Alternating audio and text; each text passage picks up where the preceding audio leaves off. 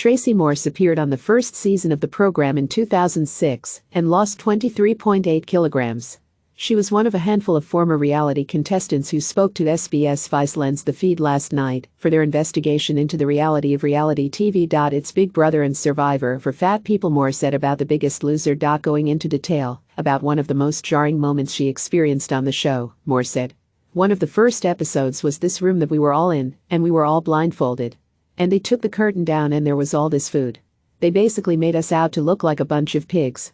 I was quite distraught about the whole thing.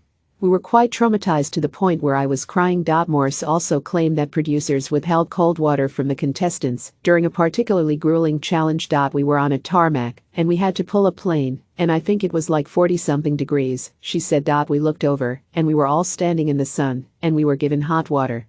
The crew were under umbrellas with bottles of water with ice. I actually went over and said, "Can we get some cold water?" And they said, "No, your water's over there." The amount of weight lost by contestants in the first season of The Biggest Loser was staggering. Harry, who finished second, lost 66.2 kilograms. The winner, Adro, 51.3 kilograms, which was 37.58% of his body weight. So, how do they achieve such remarkable results being on a treadmill for hours on end? 3 hours, sometimes more, said about her time on the show. We all were on 500 calories a day.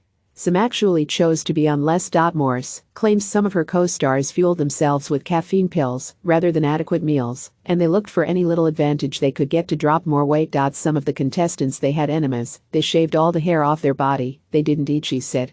They look like the Walking Dead. When you're doing that kind of exercise, it does take its toll. On New Year's Eve I was put on a drip due to dehydration, so that was pretty intense. I always said that I thought somebody was going to die on the show, she said. Ms. fairly acknowledged that producers may have taken things too far in the early days of reality TV in the 2000s. I think we need to be smarter in how we make reality TV shows, she said. Because I think when we started we were very innocent and none of us really got it. I think the more we make, the more we realize, actually, it is life-changing.